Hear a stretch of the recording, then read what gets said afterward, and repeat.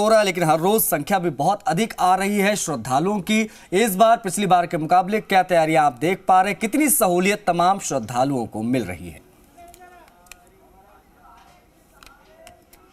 देखिए, मैं बताना चाहूंगा, मेला का दूसरा दिन है और श्रद्धालुओं का लगातार आने का सिलसिला शुरू हो चुका है। कल से ही करीबन कल 1 लाख से अधिक श्रद्धालुओं ने दर्शन किए हैं। इस बार जो है प्रशासन और मंदिर कमेटी की ओर से जो व्यवस्थाएं की गई है उससे श्रद्धालुओं को काफी सहूलियत मिली है। सुरक्षा के पुख्ता इंतजामात हैं। आप मेरे पीछे देख सकते हैं किस तरीके से बाबा श्याम का ये भव्य जो है मंदिर है, यहाँ पे ये बाकायदा सजावट की गई है और नीचे आप देख सकते हैं ये श्रद्धालुओं को जाने के लिए रास्ता जो है ये बनाया गया है। हमारे साथ में मजिस्ट्रेट है, मेला मजिस्ट्रेट प्रतिभा वर्मा, हम इनसे बात करते हैं। मैडम, 85 दिन मेला जो है वो मंदिर बंद रहा, इस बार काफी सहूलियत देखने को मिल रही है, किस तरीके से अंजाम दिया, क्या क्या व्यवस्थाएं विशेष रूप से की हैं? 13 नवंबर 2022 को मंदिर बंद करके ये निर्णय लिया गया कि जो यहाँ पे हमारी दर्शन की व्यवस्था है उसका बहुत ही व्यापक रूप से प्रसार किया जाए, जिसके चलते सबसे पहले तो मंदिर के अंदर प्रवेश के लिए ही पहले 6 लाइनें आती थी, 14 लाइनें की गई, जिससे अब प्रति घंटे श्रद्धालुओं की संख्या तकरीबन 40 से 50 हजार श्रद्धालु 1 घंटे में दर्शन कर पाएंगे। इससे ये हुआ है कि जो हमारे श्रद्धालु पहले पीछे कतार में खड़े होकर घंटों भर वेट करते रहते थे, वो समय अब कम हो गया है। तो आराम से श्रद्धालु गेट से घुसते ही 5 से 7 मिनट में दर्शन करके बाबा के दीदार करके गेट से बाहर हो जाएंगे। उसके साथ ही अब पहले गेट पे हमारी निकासी की व्यवस्था बहुत ही कम थी, उसको बढ़ाकर 40 फीट कर दिया गया है। 3 निकासी के द्वार बनाए गए, जिससे यदि कोई आपातकालीन सिचुएशन स्थिति भी उत्पन्न होती है तो हम उसको बहुत ही आराम से हैंडल कर पाएंगे। इसके अलावा और क्या व्यवस्थाएं श्रद्धालुओं के लिए? इसके अतिरिक्त मेले के समय में जैसे कि जानते हैं हमारे 25 से 30 लाख श्रद्धालु आ जाते हैं 10 दिन की संख्या में, तो उनके वेटिंग के लिए उन्हें लंबा रास्ता चल के आना पड़ता था। पहले 3 से 4 किलोमीटर यहाँ कस्बे में ही वो चल के आया करते थे, उसको अब घटाकर हमने 1 से 2 किलोमीटर कर दिया है। मैक्सिमम इतना श्रद्धालुओं को चलना पड़ेगा। वीआईपी को लेकर के काफी रहता था दर्शनों का, उसको किस तरीके से आपने मैनेज किया है, पूरा व्यवस्था की है?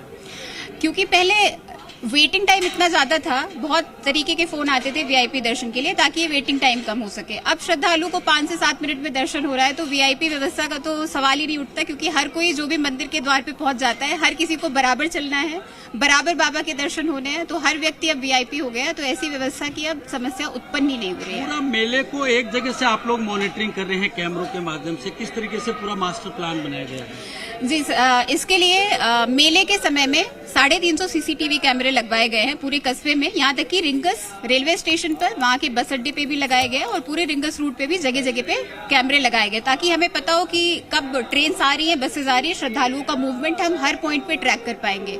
इसके लिए सबसे पहले तो पुलिस थाने में एक बहुत ही बड़ा कंट्रोल रूम स्थापित किया गया है, जहाँ पे सभी कैमरों की फीड आ रही है। वहाँ पे हमारे पुलिस का जाब्ता बिठाया गया है, जो हर पॉइंट पे मॉनिटर कर रहे हैं। जहाँ पे भी स्थिति खराब होगी वो तुरंत कंट्रोल रूम द्वारा हमें सूचित कर दिया जाता है।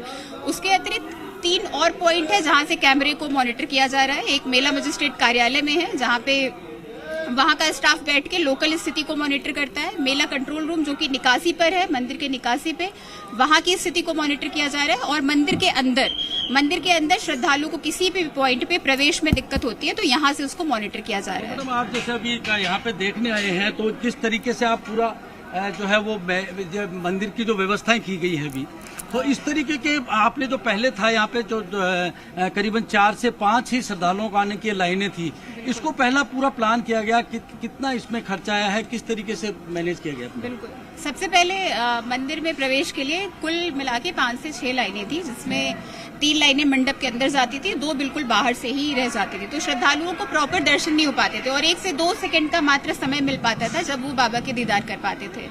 तो इसमें सबसे पहले यही निर्णय लिया गया कि इन 6 लाइनों को बढ़ा के 16 लाइनें की जाएं। हमारे पास स्थान कम था, इसलिए हमने उसको 14 लाइनें बना दी, पर 14 लाइनों को इस चौड़ाई के साथ रखता है कि किसी भी पॉइंट पे श्रद्धालुओं को दिक्कत नहीं आएगी, भगदड़ नहीं होगी और एक दूसरे के साथ धक्का मुक्की भी नहीं होगी। तो प्रॉपर चौड़ाई के साथ 14 लाइनें बनाई गई। 14 लाइनों का एक साथ प्रवेश होगा और उनका बराबर दूरी तय करके निकासी भी होगी। तो जैसा आप देख सकते हैं, इस स्थान पे जहाँ पे मंडप था उसको मंदिर द्वारा निर्णय लिया गया कि भगवान को बिना उनके स्थान को डिस्टर्ब किए, उनके गर्भगृह को डिस्टर्ब किए, श्रद्धालुओं हेतु हम जितना विस्तार कर पाएंगे किया गया। तो इसमें मंदिर प्रबंधन द्वारा सुरक्षा की काफी खर्चा किया। कितना पुलिस का जाब्ता वगैरह तैनात किया गया है? सुरक्षा के लिए पूरे मेले में हमारे यहाँ पे 4000 का जाब्ता लगाया गया है, जिसमें पुलिस के जवान हैं, सिक्योरिटी गार्ड्स हैं, इसके अतिरिक्त आरएसी के भी जाब्ते को लगाया गया है और हर पॉइंट पे जहाँ पे भी अव्यवस्था की स्थिति उत्पन्न हो सकती है, ये पुलिस अधीक्षक महोदय द्वारा निर्णय लिया गया जो है वो बैरिकेड्स वगैरह लगा करके पूरा जो है इस तरीके से व्यवस्था की है कि कहीं पे भीड़ इकट्ठा नहीं हो, या इसके अलावा जो रास्ते सुगम करने के लिए आपको काफी यहाँ पे पहले मास्टर प्लान बनाना पड़ा।